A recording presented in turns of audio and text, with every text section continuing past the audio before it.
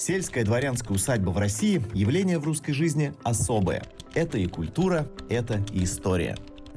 Казанская губерния была довольно далека от центра, и усадеб здесь было не так много, как, например, в Подмосковье. Большие расстояния и плохие дороги превращали загородную жизнь практически в отшельничество. Тем интереснее понять хозяев. Для этого заедем в Долгую Поляну, сохранившуюся усадьбу Молостовых, которая находится в Тетюшском районе.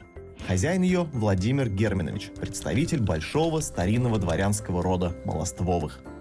Надо сказать, что все дворянство берет свое начало с людей, служивших на княжьем дворе.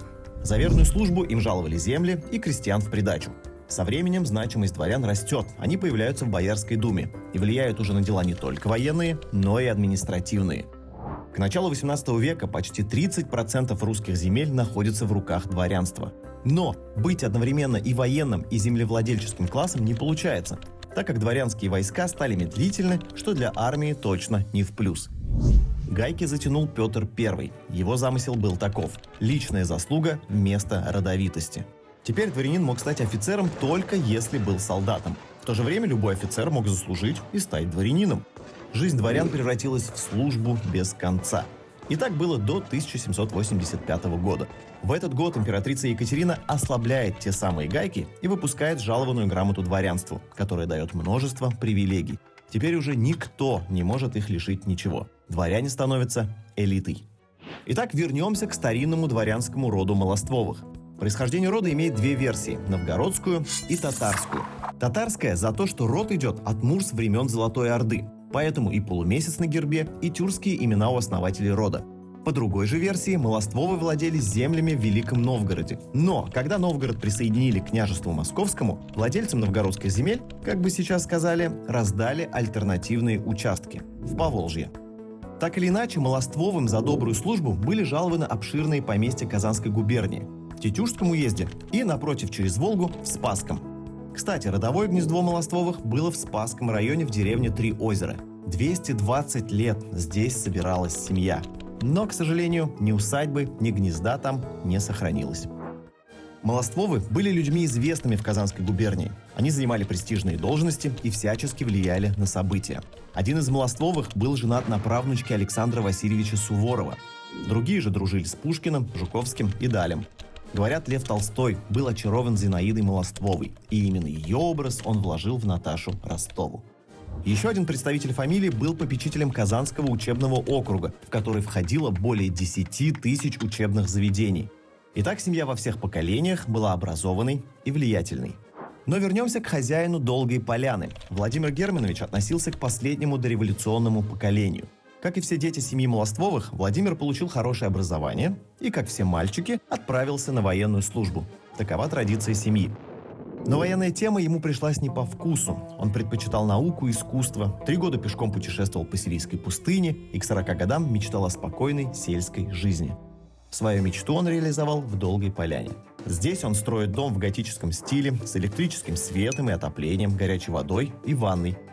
Еще Владимир оказался большим романтиком. Для своей молодой жены Елизаветы Бер он высаживает 920 лиственниц, превращая их в 2 аллеи. Во дворе разводят яблоневый сад и пруды с форелью.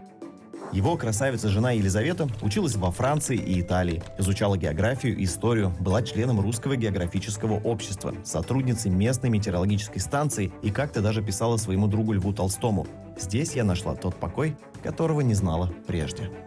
Кроме покоя, здесь супруги находят себе и дела. Елизавета обучает детей грамоте, пишет книги и ведет исследования, сажает сады и проводит литературные вечера. Владимир был предварителем уездного дворянства. Он открывал избы-читальни, ремесленные мастерские, аптеки и больницы. Кстати, сегодня в усадьбе можно прогуляться по тем самым столетним лиственничным аллеям, посидеть под огромной лиственницей у крыльца хозяйского дома. Здесь же проходит геологический разлом, и это место известно как добрая аномальная энергетическая зона.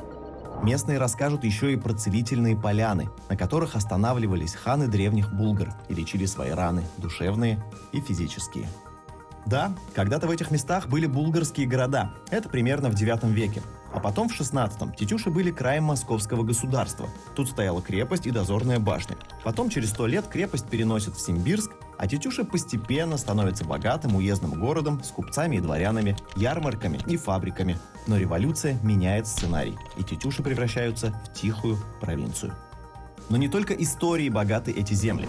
Московские и английские геологи приезжают сюда и изучают местный битуминозный грунт и нефтяные проявления. А в 1913 году на землях Владимира Молоствова закладываются первые буровые. Но потом война, а потом революция. В 18 году, возвращаясь с собрания революционной молодежи, 59-летний Владимир Германович умирает в пути. В метричной книге так и записано: замерз. Елизавета остается одна. Сохранить от разорения усадьбу ей помогает Надежда Крупская. Они когда-то вместе учились на бестужевских курсах. В 29 году в доме Молоствовых размещается школа коммунистической молодежи. Елизавету Владимировну переселяют в деревянный флигель, но она по-прежнему пытается сохранить усадьбу и просит Калинина передать свой любимый дом Союзу писателей. В каминном зале вновь зазвучали стихи и музыка. Барыня умерла в 1936 году, а усадьба Долгая Поляна осталась символом любви Владимира и Елизаветы и местом силы для всяк сюда входящего.